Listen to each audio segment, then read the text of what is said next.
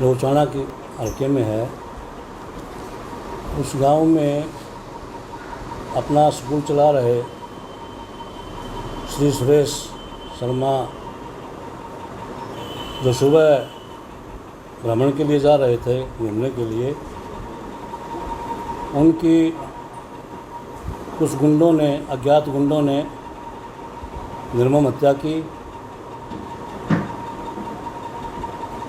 जिसका वहाँ के इलाके में, पूरे समाज में, जो भाईचारे में और शांति में विश्वास और यकीन रखता है, उन सभी में पूरे समाज में रोष है। हम उस निर्मम हत्या की घोर निंदा करते हैं, कड़े शब्दों में भर्त्सना करते हैं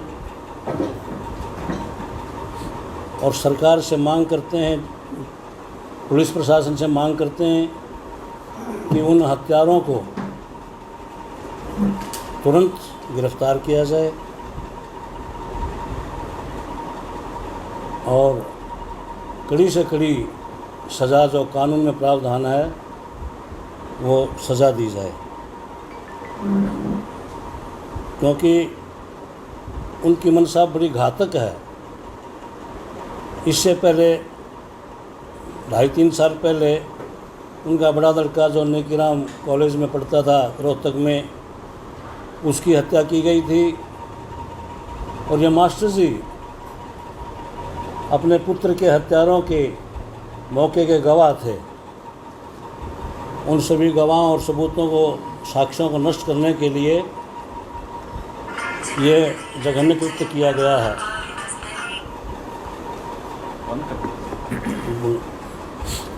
पुलिस प्रशासन जो हरियाणा में पिछले समय से लगभग पूरा प्रशासन पंगु और लकवाग्रस्त हो चुका है,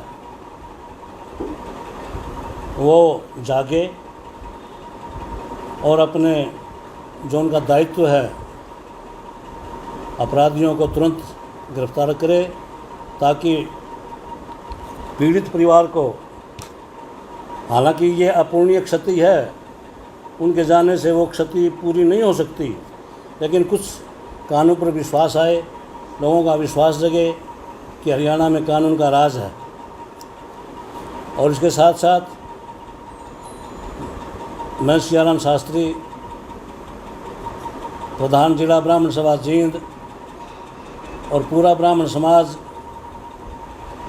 जींद से और उचाना से आए हुए ऋषिराम शर्मा डूमर खां, जो उचाना ब्राह्मण सभा के प्रधान हैं, हमारे पूर्व प्रधान रामफूल जी, हमारे उप प्रधान ओमनारायण शर्मा जी, अब वर्तमान में पूर्व में महासचिव रहे, हमारे संरक्षक सभा के तेलराम शर्मा जी और हमारे संरक्षक श्री रामभद्र कौशिक, पूर्व जिला शिक्षा अधिकारी, और उमेश शर्मा उप प्रधान ब्राह्मण सभा वर्तमान में, और ये रामफल शर्मा जी हमारे सदस्य हैं सभा के, रामभगत शर्मा पूर्व महासचिव हैं, और भी बहुत से लोग, रामभगत जी, ये श्री रामवत्स हमारे मैनेजर हैं सभा के। हम सभी जिला ब्राह्मण सभा की ओर से उस दिवंगत आत्मा को श्रद्धांजलि अर्पित करते हुए भगवान से प्रार्थना करते हैं कि पीड़ित परिवार को भगवान उन्हें इस अपूर्णीय क्षति और असह्य वेदना को सहन करने की शक्ति प्रदान करे। हरियाणा सरकार उस पीड़ित परिवार को 1 करोड़ रुपए की आर्थिक सहायता दे, क्योंकि उनका कोई अब कमाने वाला नहीं रहा। बड़ा लड़का था वो चला गया, वर्तमान में जो स्कूल को संचालित कर रहे थे मास्टर जी वो चले गए, एक छोटा बच्चा है अभी वो पढ़ रहा है, अभी उसका पढ़ाई का कार्य जारी है। हम मांग ये भी करते हैं कि उसको योग्यता के आधार पर नौकरी दी जाए। इसके साथ साथ हरियाणा की हालात जो हैं, जो दिखाई दे रहे हैं, पिछले 2014 के अंदर जब विधानसभा चुनाव हुए तो हरियाणा की जनता ने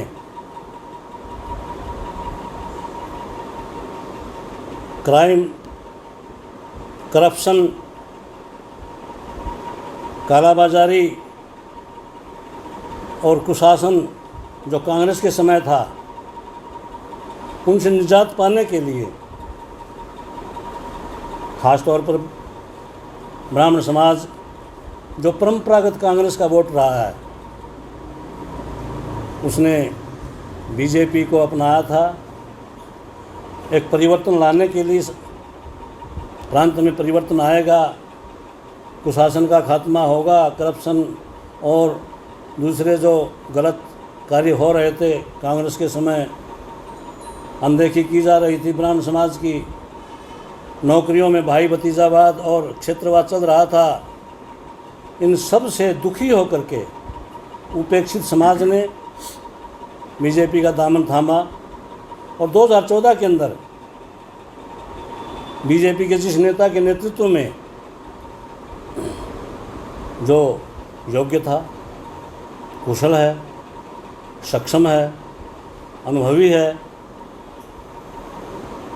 हर प्रकार से उस नेता के नेतृत्व में चुनाव लड़ा गया और पहली बार बीजेपी को हरियाणा में बहुमत प्राप्त हुआ। प्रोफेसर रामविलास शर्मा, वो 2 बार पहले मंत्री रह चुके, प्रशासनिक अनुभव था उनका, 2 बार पूर्व पार्टी का अध्यक्ष रह चुके, हरियाणा का बीजेपी का एकमात्र चेहरा रामविलास शर्मा के नेतृत्व में चुनाव लड़ा गया। लोकसभा और विधानसभा का दोनों जगह 10 की 10 सीटें बीजेपी को हासिल हुई लोकसभा की, और पूर्ण बहुमत जो ना बीजेपी को हासिल हुआ। लेकिन इसके बाद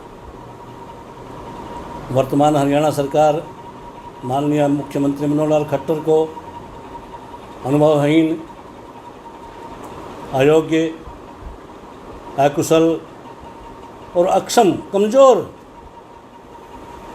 व्यक्ति को बीजेपी हाईकमान ने हरियाणा की जनता के, मतदाताओं के प्रतिकूल, उनकी भावनाओं के प्रतिकूल थोप दिया, सत्ता की बागडोर संभाल दी। उन्होंने बनते ही अपने करिश्मे दिखाने शुरू किए। ब्राह्मण को अपमानित किया गया, गला उतार दूंगा, इस तरह के अपशब्दों का प्रयोग किया गया। हमने सब्र की घूंट पी 2014 में। इसके बाद 2019 में लोकसभा के चुनाव में रोहतक और सोनीपत जो गढ़ है कांग्रेस का, जहां चौधरी देवीलाल जैसी महान हस्ती को हराया गया, उन प्रतिद्वंदियों को वहाँ जो करनाल के अंदर हमारी परंपरागत सीट रही है, वहाँ से डॉक्टर रविंद्र शर्मा जो 2 बार सांसद रह चुके थे, उनको वहाँ से बेदखल किया गया और वहाँ चक्रव्यूह में फंसा दिया।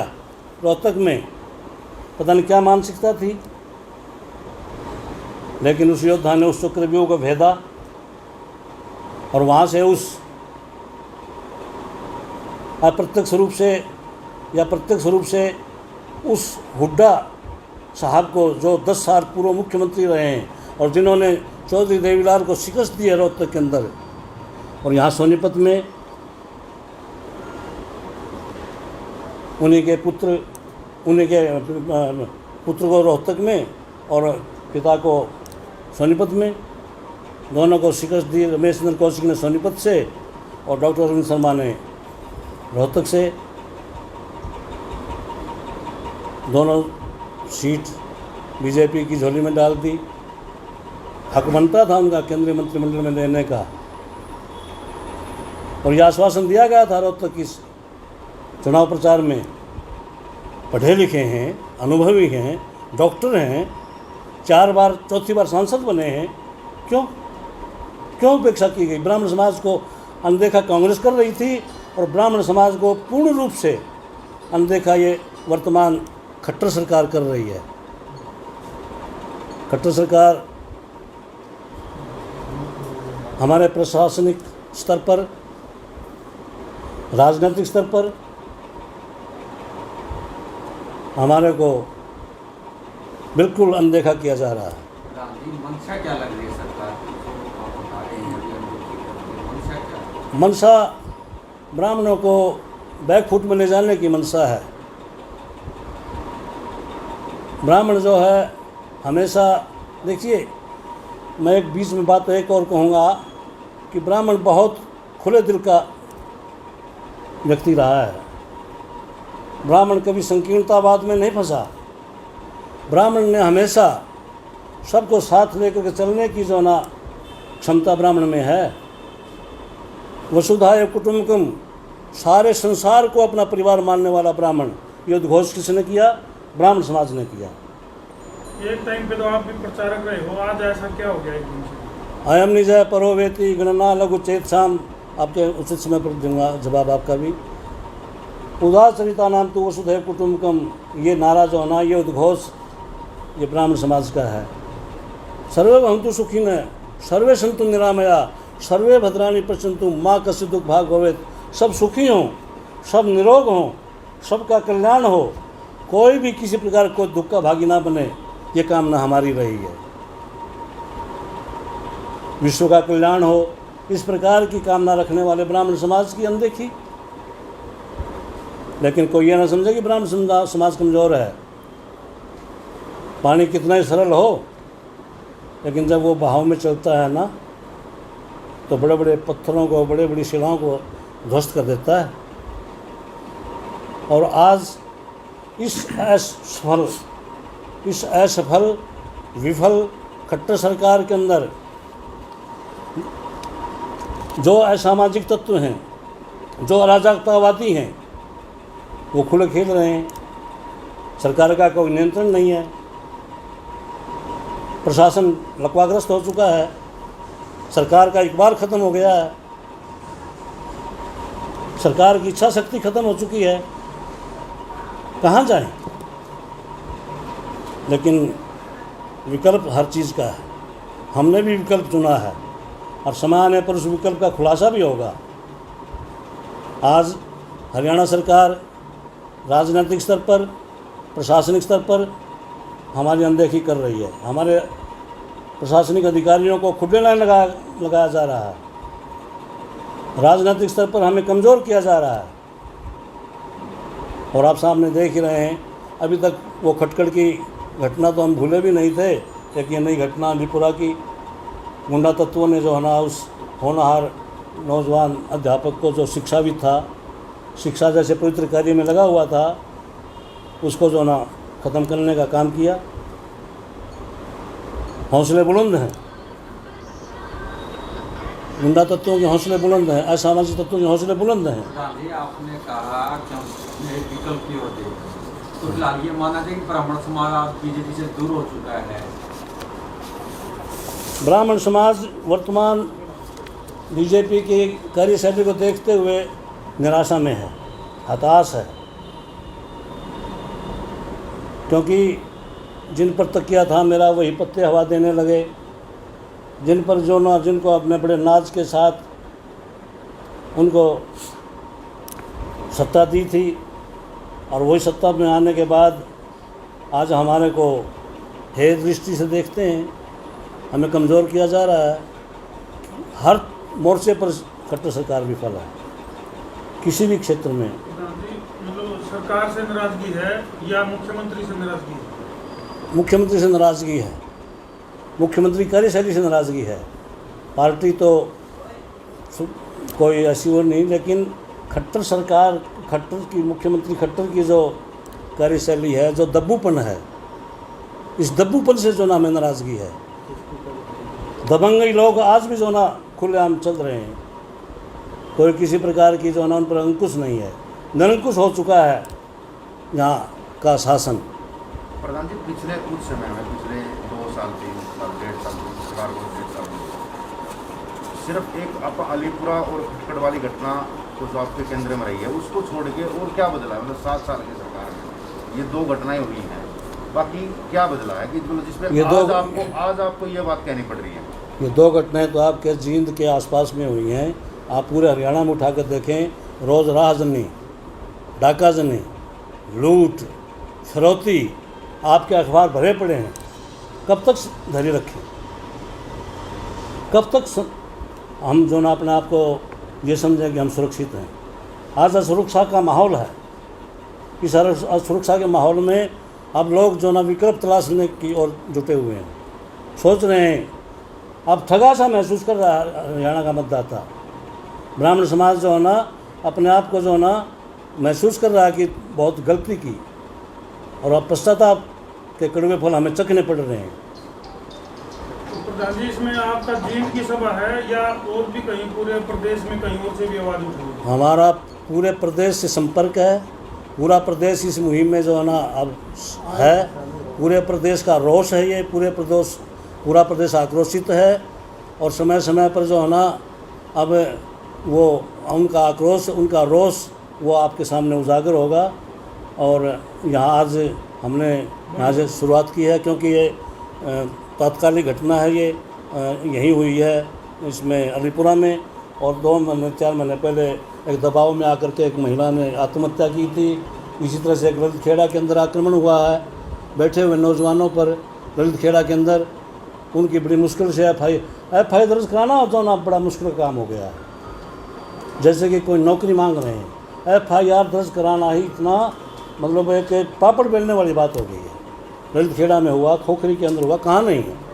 आप 2 घटना कह रहे हैं, मैं अनेक घटना हुई है यहाँ पर। घटना तो किसी के राजनीतिक स्तर पे जो आज आपने जितनी बड़ी बात कही है, मैं राजनीतिक स्तर पे मैं उसकी बात कर रहा हूँ। बदला क्या है राजनीतिक स्तर पर? मतलब एक आपके मैंने बताया रामविलास पासवान आपके बहुत मित्र हैं। पासवान नहीं, रामविलास शर्मा। नहीं, रामविलास पासवान भी इनके बहुत बड़े नहीं, रामविलास शर्मा। पुनः आप संशोधन करें, रामविलास शर्मा। मैं जो कह रहा हूँ उनकी पार्टी के साथ गड़बड़ हुई है। एक देश में उसके बड़ा किसान आंदोलन चला हुआ है। इतने उस दौरान में इस तरह किसान आंदोलन चला हुआ है, उनकी जायज़ मांगों हैं, उनको मान करके उनको उठा दिया जाना चाहिए। अगर उनकी मांगे सही हैं, किसान आंदोलन सही दिशा में है, तो उनकी क्यों नहीं मांगे मानी जा रही? 6 महीने से क्यों माहौल खराब किया जा रहा है हरियाणा का? हरियाणा का मैं उचित समय पर आपकी से बात दूंगा। मैंने जो मतलब मैं जो आपको बता रहा हूँ वो सुनिए। हरियाणा को क्यों गढ़ बना गया? ये बाहर से आए हुए लोग हरियाणा को जो नगढ़ बना रहे हैं, हरियाणा के बॉर्डर सील किए जा रहे हैं, जबकि राष्ट्रीय स्तर की जो भी ये केंद्रीय स्तर की जो भी डिमांड हैं, जो भी समस्याएं हैं, उनका हल तो केंद्र ने करना है। लेकिन इस अनुभवहीन इस मुख्यमंत्री ने अखाड़ा बना दिया हरियाणा को। और हमारा भाईचारा सदियों से 36 बिरादरी का जो भाईचारा है सदियों से चला रहा है, उसको जो ना ख़त्म करने की जो ना एक साजिश रची जा रही है। हम गांव देहात के लोग हैं, हम गांव देहात में रहते हैं, एक दूसरे के जो नाम साथी हैं, सुख दुख के साथी हैं। हर प्रकार के जो ना मामलात में हमारा सहयोग रहता है, चाहे वो किसान है, चाहे वो मजदूर है, चाहे वो छोटा दुकानदार है, चाहे छोटा व्यापारी है। लेकिन अब सभी दुखी हैं, कर्मचारी से लेकर के, व्यापारी से लेकर के, छोटे दुकानदार से लेकर के सभी दुखी। नौजवान दुखी, महिलाएं दुखी, सब कौन दुखी नहीं है? इसी सरकार से सभी दुखी हैं, मौके की तलाश में। अनदेखी के खिलाफ समाज एकजुट होगा या कुछ क्या करेगा? हाँ जी, अनदेखी हो रही है जो समाज की। हाँ, समाज एकजुट होगा, क्यों नहीं होगा? कब तक संभावना है? देखिए, एक मिनट, ये आप भगवान परशुराम का चित्र देखिए। ये 2 उंगली हैं, इन 2 उंगली बड़ी महत्वपूर्ण है। इनका बहुत बड़ा संदेश है इन 2 उंगलियों का। एक उंगली कहती है कि हम शास्त्रों में निपुण हैं, हम बुद्धिमान हैं, सरकार हमें बेवकूफ़ ना समझे, हम शास्त्रों में निपुण हैं। शास्त्र हमारी जो है ना अमानत है, धरोहर है। हम शास्त्रों को साथ लेकर चलने वाले हैं, शास्त्र के विरुद्ध हम काम आचरण नहीं करेंगे। दूसरी, अगर शास्त्रों की नहीं चलेगी, अगर बुद्धि का काम नहीं होगा जहाँ, तो वहाँ क्या होता है?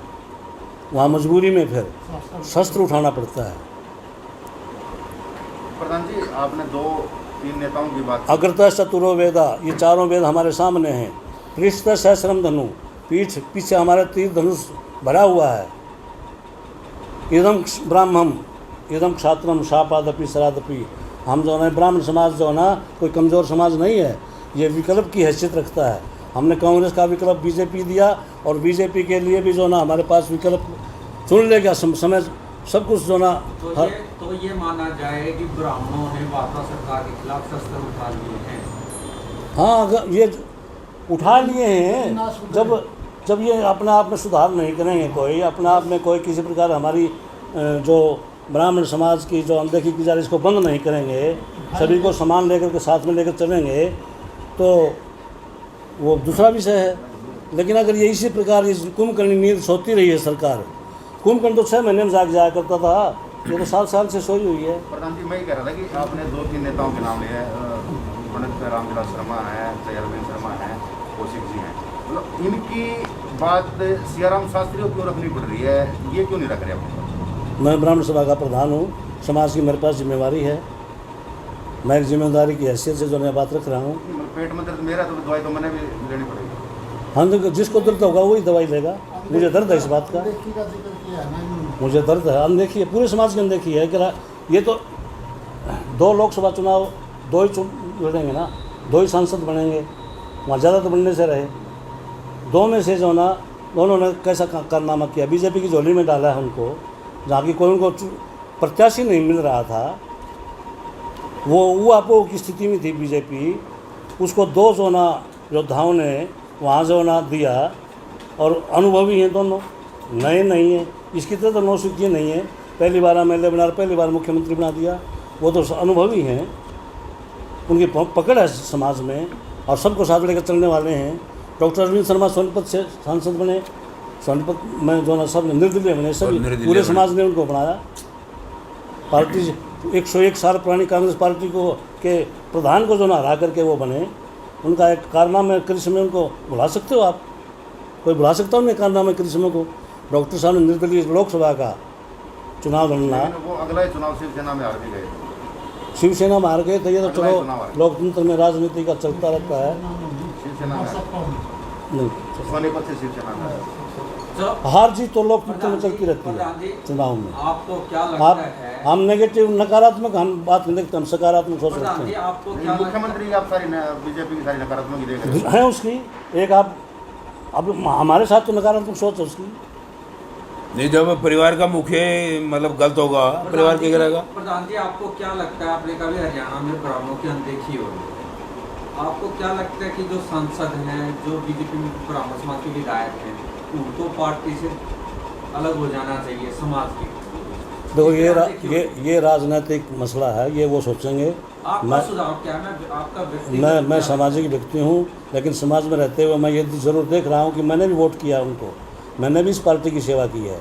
मैं भी 50 साल से इस पार्टी में हूँ, सन 1962 का RSS का कार्यकर्ता हूँ। मैं पहली बार आज जो ना मैंने ये जो ना बोलना पड़ रहा है इस बीजेपी की और जनसंघ, मतलब 87 में जनसंघ इसकी बीजेपी की स्थापना हुई, मतलब जनसंघ का कार्यकर्ता रहा हूँ। तो उस मंच पे भी कभी ये बातें उठी? हाँ जी, उस मंच पे भी कभी ये बातें उठी? क्या था? उस मंच पे भी बातें उठी है, बीजेपी और RSS के मंच पे भी ये बातें उठी? हाँ, होंगी, जब समय लगेगा करूँगा। आप भी जुड़े हुए RSS का मैं कार्यकर्ता रहा हूँ, मैं कार्यकर्ता का स्वयंसेवक रहा हूँ। शाखाओं को हमने जो ना अटेंड किया है, शाखाओं में हम गए हैं और हम RSS की विचारधारा से आज भी प्रभावित हैं। आपके मुख्यमंत्री भी तो संघ से जुड़े रहे हैं, फिर भी इतना खटास क्यों? वो उनकी मानसिकता क्या है, ये तो वही बता सकते हैं कि क्या वजह है। कोई पूर्वाग्रह से दुराग्रह से ग्रस्त होंगे किसी राजनीतिक व्यक्ति से, कोई पूर्वाग्रह हो सकता है उनका।